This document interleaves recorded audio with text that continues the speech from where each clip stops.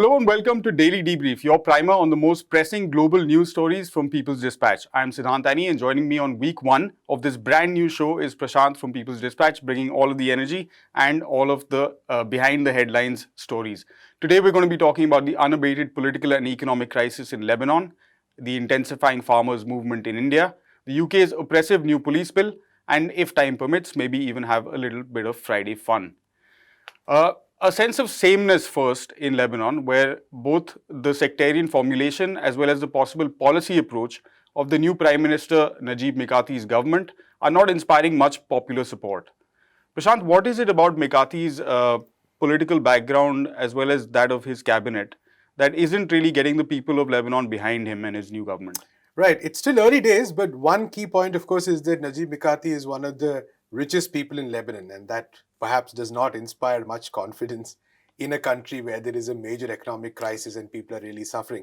But I think we also need to sort of go back and look at the extent of the crisis, which is really horrible. So Mikati has become prime minister recently. There was a 13-month gap where there was no official prime minister, only caretakers. Before that, there was a Beirut blast that took place, which forced the then Prime Minister Hassan Diab to resign. Before that, of course, there were massive protests in October 2019. So, Lebanon has been going through a very tough situation for the past many years. And one of the key aspects is the fact that there is a huge electricity crisis coming from a lack of fuel. There's a huge drinking water crisis coming also associated with the electricity crisis. There is the fact that the country's currency's value has sunk massively. There is the fact that, for instance, unemployment is at nearly 40%. Last year, economic growth was minus 25%, and about 75% of the people are supposedly living in poverty. So it's a really, really bad situation. We were talking recently to some health activists there, who said that, for instance, many times electricity is there just for 6 to 7 hours, and that affects, for instance, how hospitals function or the pumping of water. So there's like this all-round multi-dimensional crisis that is going on in Lebanon right now. And what Najib Mikati is bringing is more of the same.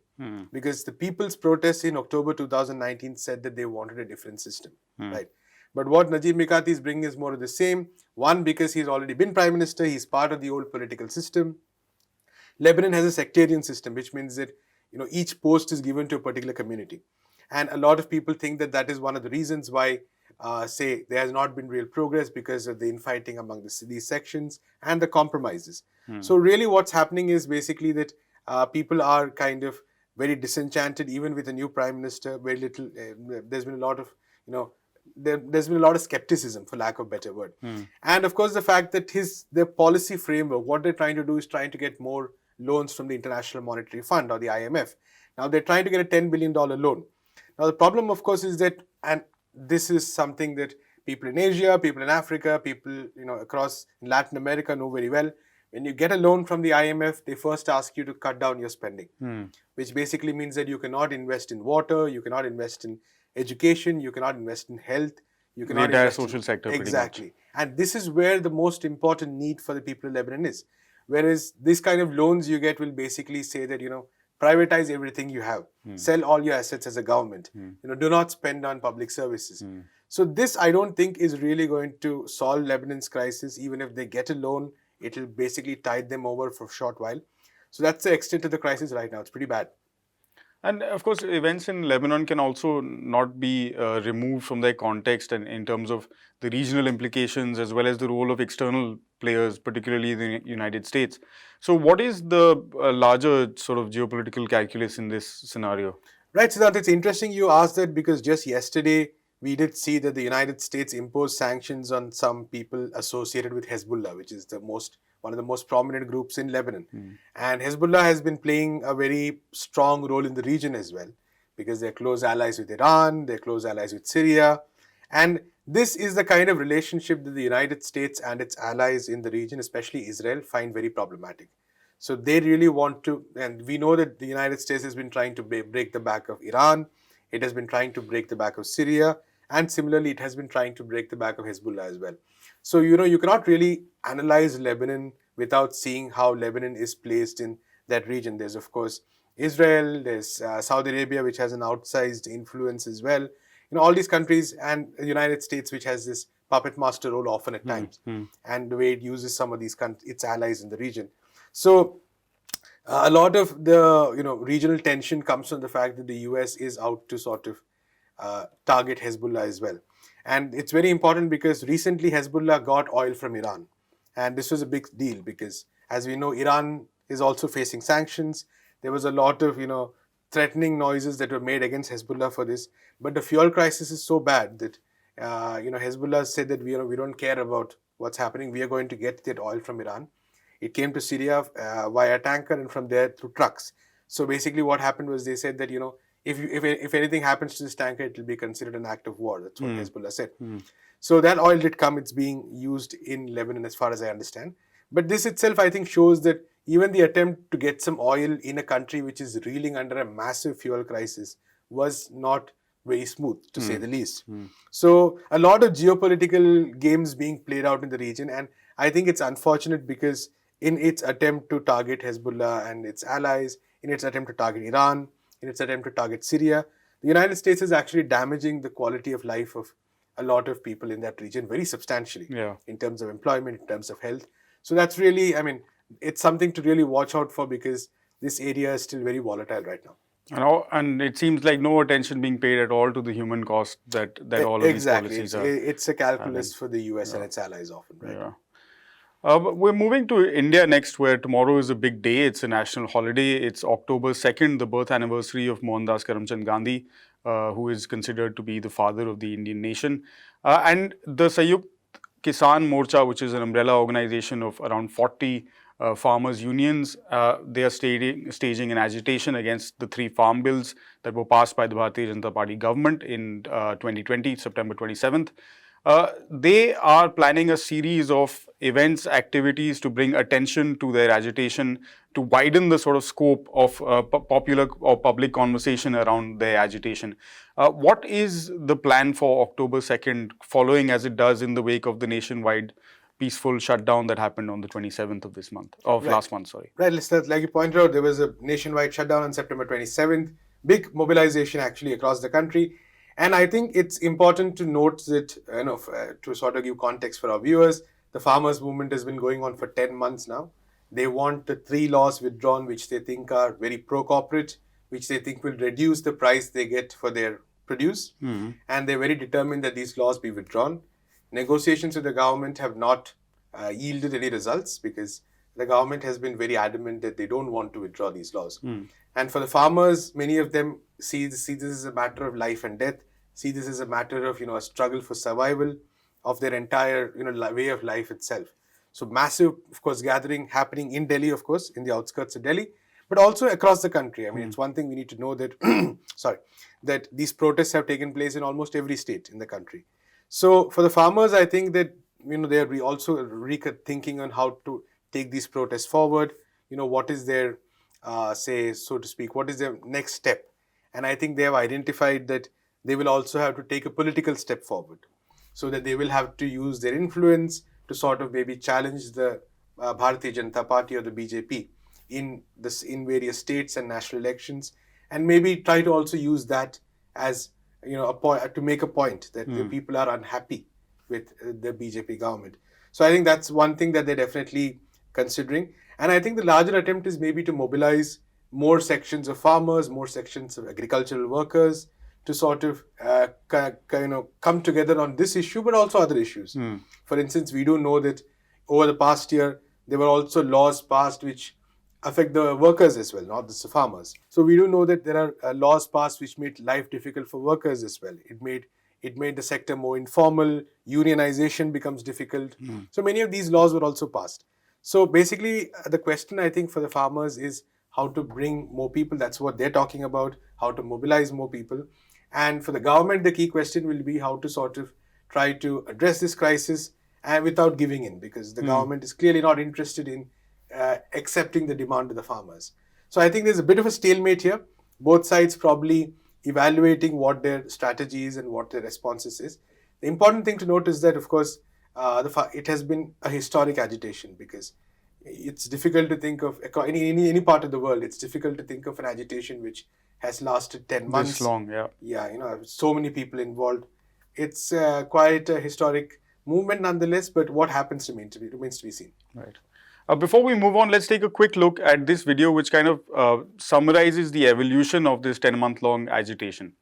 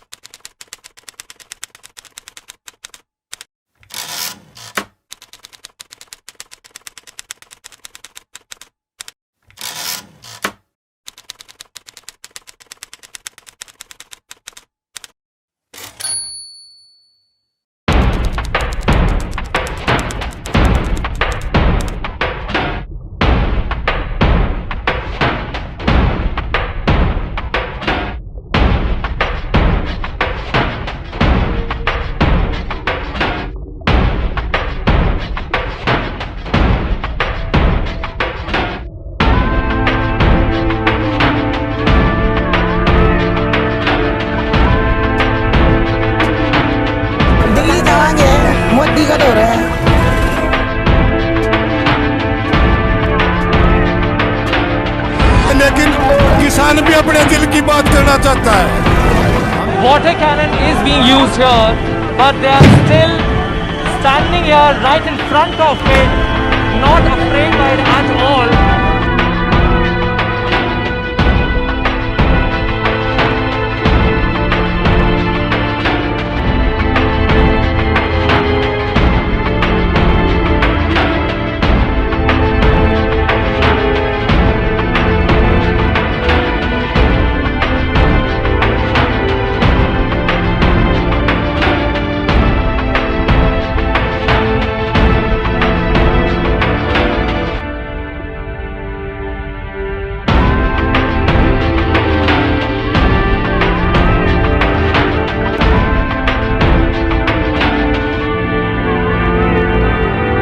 पश्चिमी उत्तर प्रदेश की public है। चौधरी साहब की जो आंखों में आंसू निकले ना, अब जो रोने का नंबर सरकार का आया। हमें दबाया जा सके पर हमें मिटाया नहीं जा सकता।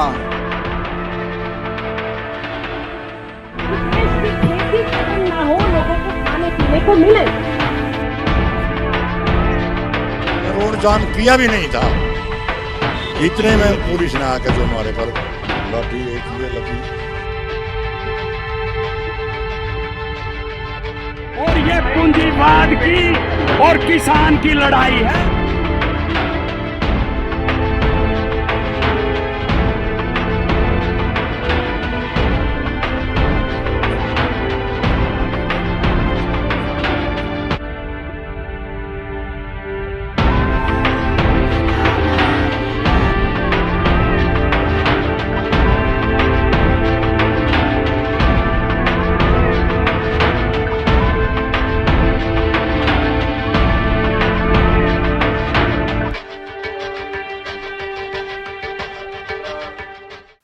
Right, we go next to the United Kingdom and to the horrific incident of rape and murder which has larger ramifications across the country.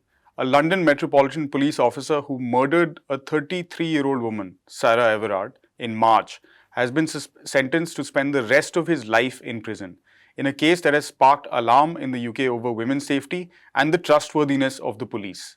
Wayne Couzens, 48 years old, abducted the 33-year-old marketing executive under the guise of enforcing COVID-19 restrictions as she walked home from a friend's house in South London.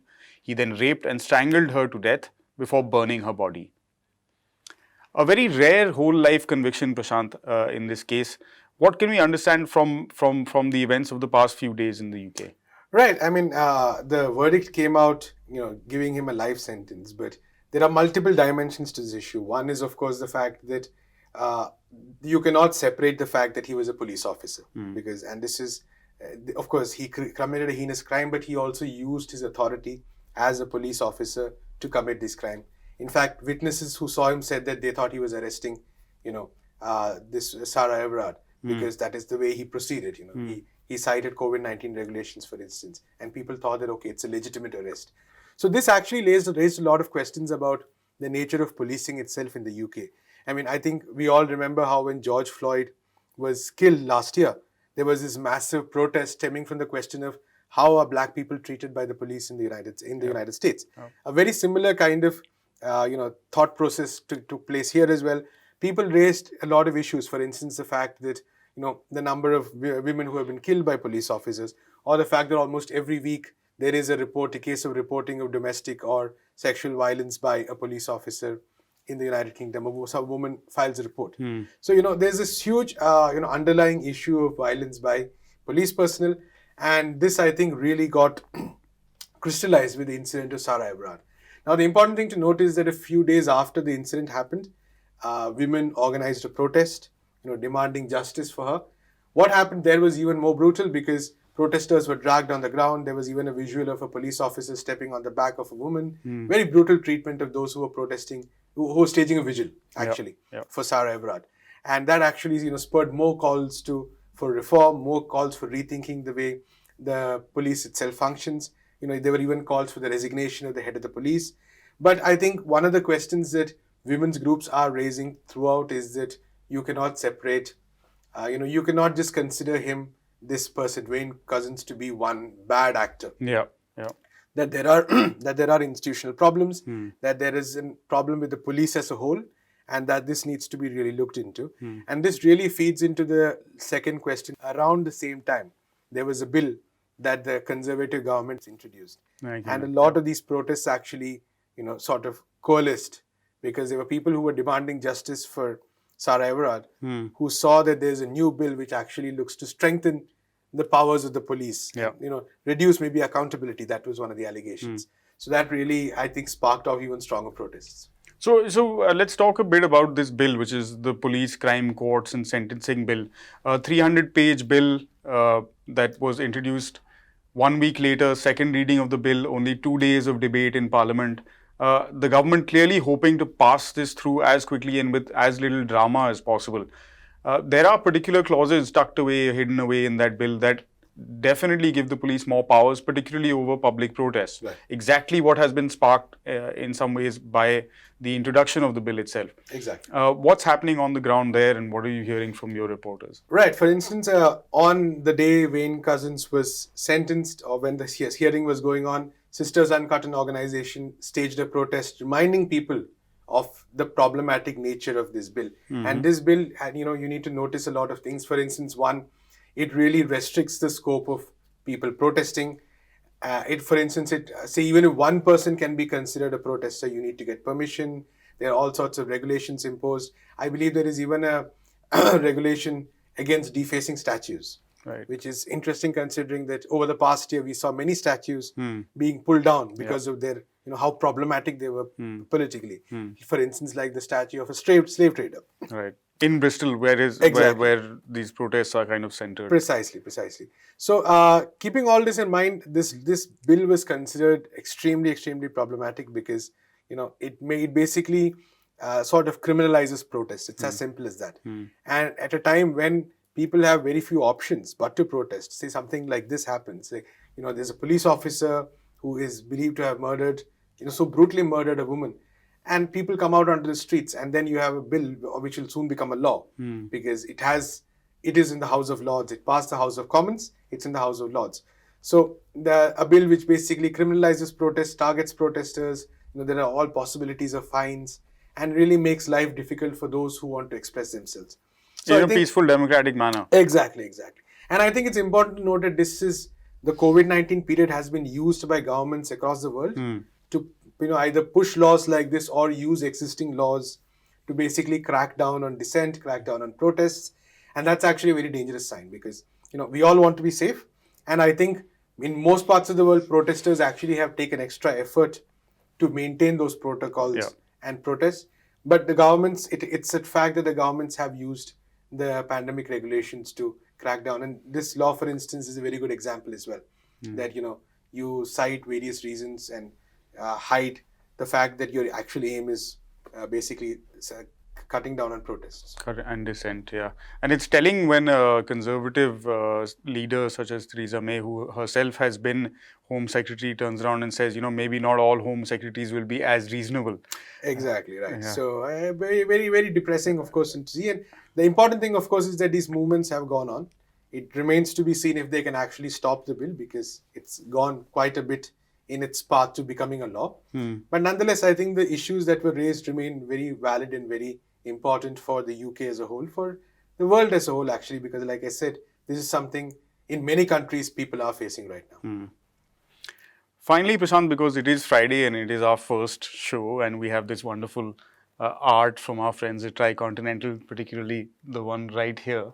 We're talking about our friends at the New York Times and how they sort of are looking at storytelling from Afghanistan. A bizarre sort of story emerging where they have quoted, and for several hours this story kind of was allowed to circulate.